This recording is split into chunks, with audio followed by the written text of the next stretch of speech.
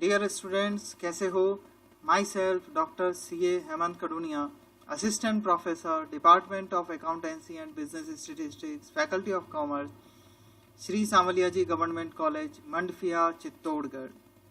तो प्यारे बच्चों, मैं आप लोगों को मेरे वीडियोस में अकाउंट्स, स्टेटिस्टिक्स, इनकम टैक्स और भी कॉमर्स के अकाउंटिंग सब्जेक्ट से रिलेटेड जो सब्जेक्ट्स हमारे पास हैं उनके वीडियोस मेरे चैनल पर आप लोगों को मिल जाएंगे। तो चैनल को सब्सक्राइब करें। बीकॉम के स्टूडेंट, एमकॉम के स्टूडेंट, बीवोक, एमकॉम के स्टूडेंट और भी कंपटीशन एग्जाम से रिलेटेड कोई भी कॉमर्स स्टूडेंट इस चैनल को सब्सक्राइब कर सकता है। और सब्सक्राइब करने के बाद वेबसाइट एड्रेस भी मेरे डिस्क्रिप्शन में अवेलेबल है। वहां से आप लोग अपने से रिलेटेड कंटेंट्स को डायरेक्टली ओपन कर सकते हैं। एक लिस्ट वहां बना रखी है मैंने, इस लिंक पर वेबसाइट लिंक की है, डिस्क्रिप्शन में अवेलेबल है। तो मेरे वीडियोस में आप लोगों को सब्जेक्ट मिल जाएंगे: financial accounting, business statistics, income tax, corporate accounting, cost accounting, goods and service tax, auditing, management accounting, tax planning, higher accounting, IFRS, Ind AS, government accounting, advance cost and management accounting and etcetera. और अगर आप लोगों को इसके अलावा भी किसी content में एक्सप्लेनेशन की जरूरत हो तो जो वीडियो है उसके अंत में आप लोगों को ईमेल आईडी और व्हाट्सएप नंबर अवेलेबल करवाया है मैंने। उसके अंदर आप लोग मुझे कंटेंट भेजकर इन्फॉर्म कर सकते हैं कि सर इस पे आप वीडियो बनाकर हमें बताएं। तो चलिए मैं आज के वीडियो कंटेंट पर आप लोगों को लिए चलता हूं। डियर स्टूडेंट्स, आज हम लोग बीकॉम सेकंड ईयर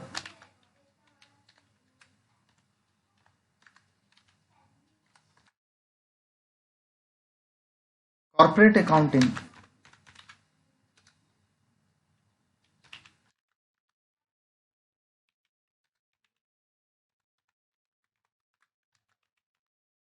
में एक नया चैप्टर चालू करने वाले हैं और बहुत ही इंपॉर्टेंट चैप्टर है आप लोगों के लिए। और चैप्टर का नाम है ख्याति का मूल्यांकन। इस चैप्टर को, ख्याति शब्द को आप लोगों ने पार्टनरशिप में काफी अच्छे से 12th क्लास में देखा है कि ख्याति क्या होती है, किस प्रकार से ख्याति बिजनेस में जनरेट होती है, सेल्फ जनरेट होती है या खरीदी जा सकती है। नया साझेदार जब आता है तो वो अपनी ख्याति को आता है, उसकी आपने एंट्रीज भी देखी हैं।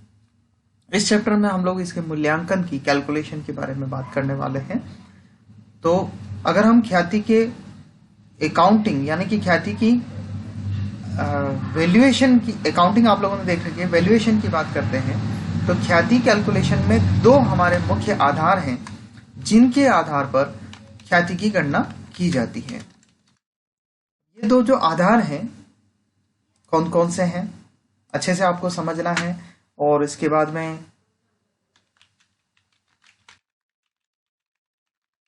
गुडविल की कैलकुलेशन करनी है।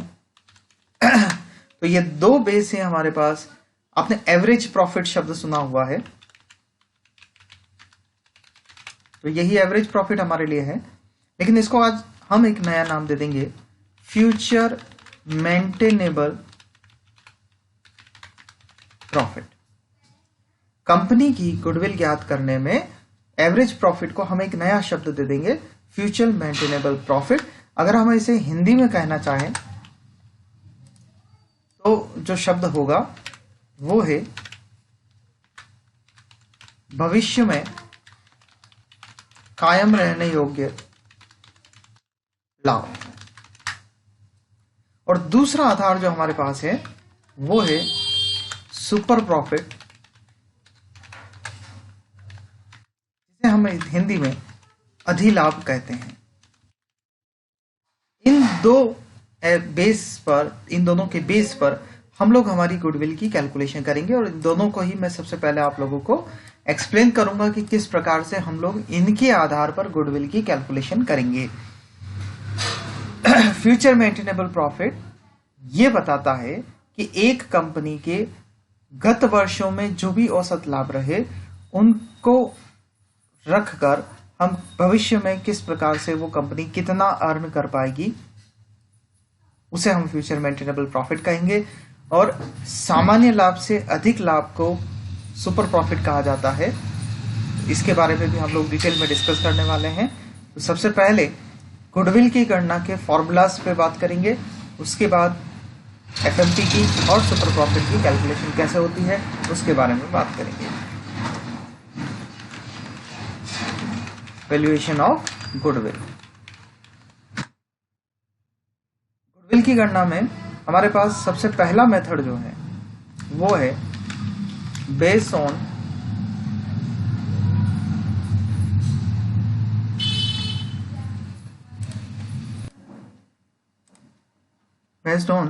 Year purchase method.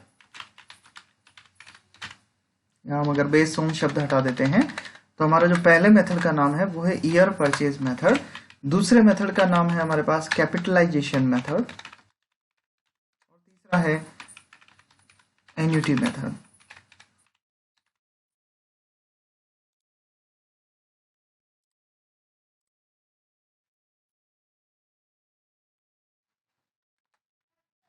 तीनों की डिटेल में हमें जाना होगा।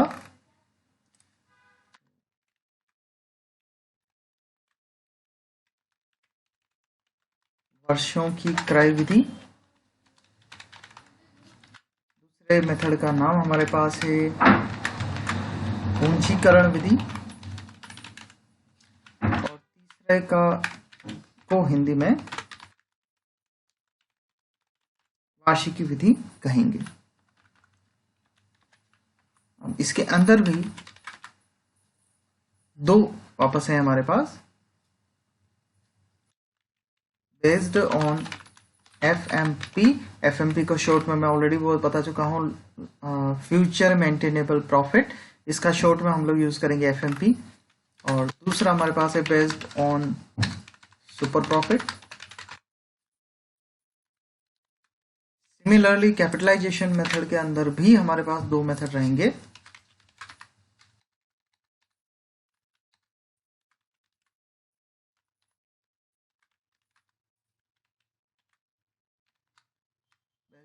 प्रॉफिट और based on FMP.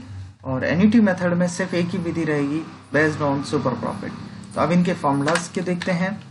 Based on FMP में गुडविल इक्वल्स टू, फॉर्मूला याद करोगे, future maintainable profit into year purchase. जितने गुना प्रश्न में लिखा गया है, जितने वर्षों के लिए क्रय लिखा गया है प्रश्न में, उससे आप मल्टीप्लाई कर देंगे। मतलब प्रश्न में लिखा जाएगा 3 वर्षों के क्रय के आधार पर, तो आप एफएमपी कैलकुलेट करेंगे, उसको 3 से मल्टीप्लाई कर देंगे। उसके बाद goodwill equals to based on super profit, तो आपका सिंपल फॉर्मूला है super profit into year purchase, जितना प्रश्न में लिखा है। पहला method year purchase method. Year purchase method में हमारे पास दो फॉर्मूलाज हैं। पहला goodwill equals to FMP into year purchase, दूसरा goodwill equals to super profit into year purchase. इसके बाद नंबर आता है कैपिटलाइजेशन मेथड का। कैपिटलाइजेशन मेथड में गुडविल का फॉर्मूला आप लोग यूज करोगे, goodwill equals to future maintainable profit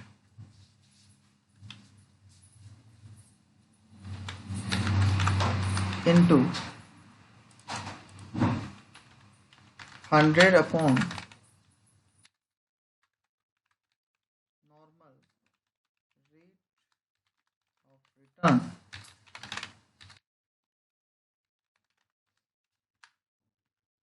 minus average capital employed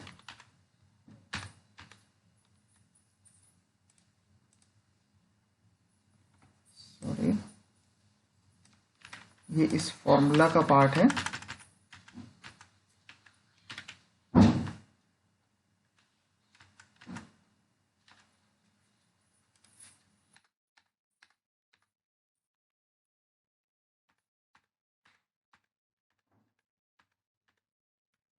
ये फॉर्मूला रहेगा goodwill equals to FMP into 100 upon NRR minus average capital employed.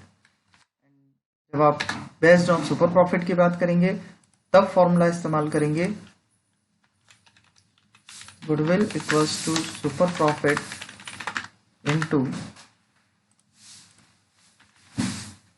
100 upon normal rate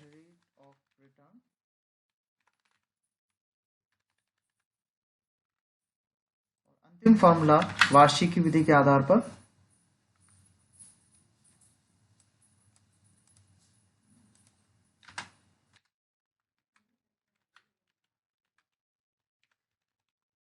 goodwill equals to super profit into annuity value.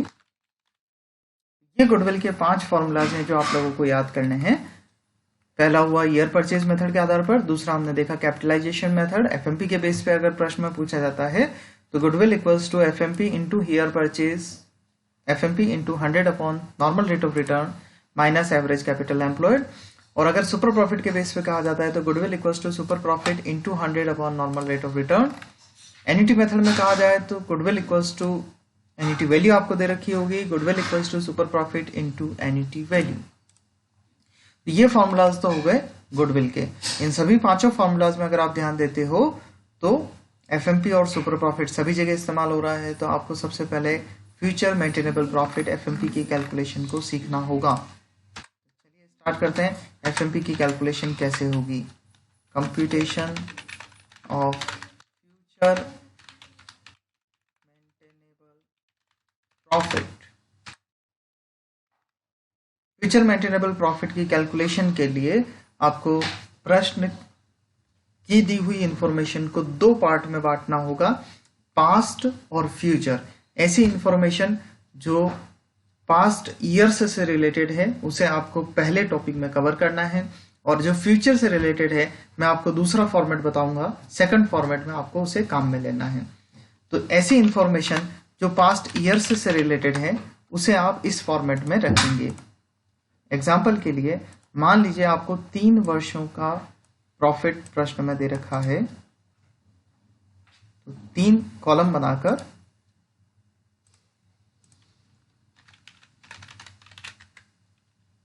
First year, second year और third year, या जो भी year आपको प्रश्न में दे रखे हों। उदाहरण के लिए अगर 2017 दिया है, 2018 दिया है, 2019 दिया है तो आप इसको नोट कर लेंगे। इसके बाद प्रॉफिट जो भी आपको गिवन हो आप उसे नोट करेंगे। इसके अंदर पास्ट ईयर से रिलेटेड अगर कोई एडजस्टमेंट दे रखा है, लाइक किसी पर्टिकुलर ईयर में लॉस हुआ था, एबनॉर्मल लॉस, तो आप उसे उस ईयर के साथ में प्लस कर देंगे। उदाहरण के लिए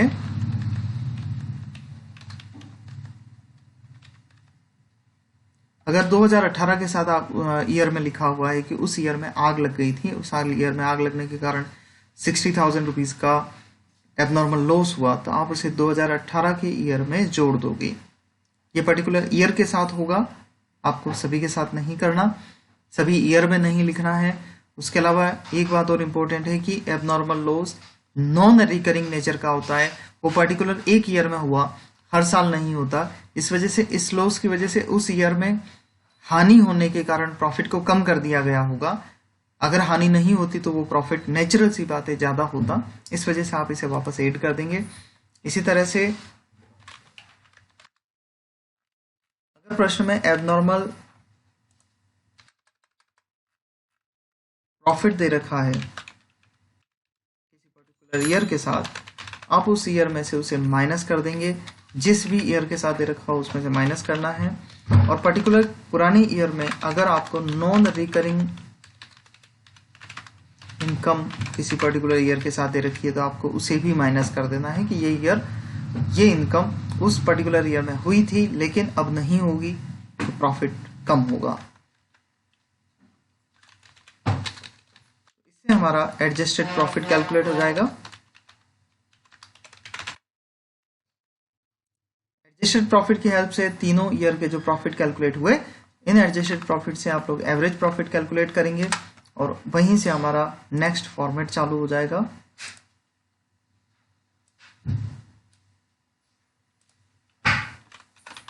अब ये जो फॉर्मेट हमारा है वो फ्यूचर से रिलेटेड रहेगा। सबसे पहले तो आप एडजस्टेड प्रॉफिट जो 3 कैलकुलेट हुए, इन तीनों की हेल्प से एवरेज प्रॉफिट कैलकुलेट कर लेंगे और इस एवरेज प्रॉफिट में ऐड करेंगे expenses not to be paid in future, भविष्य में ऐसे एक्सपेंसेस जो नहीं होने हैं उनकी वजह से प्रॉफिट बढ़ेगा, आप उन्हें जोड़ देंगे। ऐसे ही income to be received in future, भविष्य में होने वाले इनकम को आप लोग जोड़ देंगे कि भविष्य में ये इनकम प्लस होने वाली है, बढ़ने वाली है, तो इसे आप जोड़ देंगे। एक्सपेंसेस जो बंद होने वाले हैं उसे जोड़ना है, इनकम जो अब स्टार्ट होने वाली है उसे भी जोड़ना है। लेस करोगे expenses to be paid in future, ऐसा खर्चा जो भविष्य में बढ़ने वाला है आप उसे माइनस करोगे। Income not to be received in future, इसे भी आपको माइनस करना है। ऐसी इनकम जो अभी तक हो रही थी लेकिन अब नहीं होगी, आप उसे माइनस करोगे। और income from non trade investment, ऐसे इन्वेस्टमेंट जो कि ट्रेडेबल नहीं है, मार्केट में नहीं बेचे जा सकते, उन इन्वेस्टमेंट पर जो इनकम रिसीव होती है आपको उसे माइनस कर देना है, क्योंकि वो व्यवसाय के संचालन से नहीं होती। वो सामान्यतया अगर बिजनेस के प्रॉफिट के कम ज्यादा होने से भी उस इनकम पर कोई इफेक्ट नहीं होता, इसलिए आप उसे माइनस कर देंगे। और लास्ट जो आपको माइनस करना है वो है पार्टनर और प्रोप्राइटर और डायरेक्टर जो भी दे रखा हो आपको, उसका फेयर रेम्यूनरेशन आपको माइनस कर देना है। ये प्रश्न में लिखा जाएगा, तो फेयर रेम्यूनरेशन जो भी दे रखा हो आप माइनस कर दें। ये प्लस माइनस करने के बाद में आपका आंसर आ जाएगा फ्यूचर मेंटेनेबल प्रॉफिट। तो आप ऐड करेंगे एवरेज प्रॉफिट निकालने में expenses not to be paid in future, दूसरा ऐड करेंगे income to be received in future, दे रखा हो तो आपको ऐड करना है, बाकी नहीं करना। लेस करोगे expenses to be paid in future, income not to be received in future, income from non trade investment, partners, proprietors, fair remuneration. Less होने के बाद आपका आंसर आ जाएगा फ्यूचर मेंटेनेबल प्रॉफिट। इस कैलकुलेशन के बाद में हम लोग सुपर प्रॉफिट का फॉर्मूला और देख लेते हैं इस वीडियो के अंदर, और उसके बाद नेक्स्ट वीडियो में हम लोग इसी का एक बार रिवीजन करके और क्वेश्चंस पर चलेंगे। तो सुपर प्रॉफिट का फॉर्मूला होता है, ऊपर एफएमपी आपने कैलकुलेट किया, एफएमपी माइनस नॉर्मल प्रॉफिट। ये नॉर्मल प्रॉफिट व्यवसाय में लगी हुई पूंजी पर सामान्य।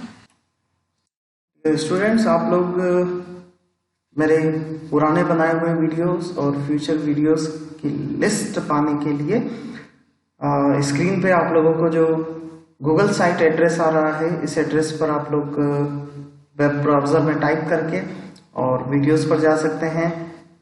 कैसे जा सकते हैं मैं थोड़ा सा आपको एक्सप्लेन कर रहा हूं। आप लोग इस एड्रेस को जैसे ही अपने वेब ब्राउजर में टाइप करेंगे तो आपका वेब ब्राउजर कुछ इस तरीके से साइट आपके सामने ओपन कर देगा। इसके अंदर आप लोग मेरे YouTube चैनल को पहले जो नए स्टूडेंट्स हो उनको वो सब्सक्राइब करें, ताकि आप लोगों को सारे वीडियोस रिसीव करने में आसानी रहे।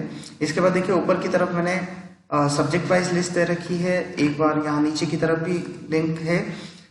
ये आपके लिए अप्रिसिएशन और क्वेरी या फीडबैक का आपके लिए क्वेश्चन वो दे रखा है। आप लोग अगर कोई क्वेश्चन पूछना चाहें तो इसके थ्रू मेरे से पूछ सकते हैं। और ये सब्जेक्ट वाइज पूरी लिस्ट दे रखी है।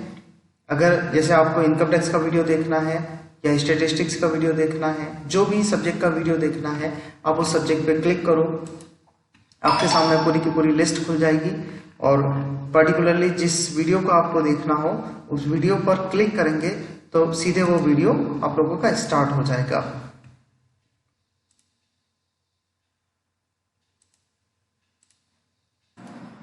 डियर स्टूडेंट्स, इन केस आज के वीडियो में आपको कोई भी प्रैक्टिकल प्रॉब्लम आती है या कुछ भी आपको समझ में नहीं आया हो तो आप मुझे ऑफिस टाइमिंग में ये जो स्क्रीन पे आपको नंबर दिखाई दे रहे हैं इस पे व्हाट्सएप मुझे कर सकते हैं। और ईमेल से भी आप मेरे से क्वेरीज पूछ सकते हैं। ईमेल आईडी है मेरा hemankarunya@gmail.com। ठीक है, थैंक यू।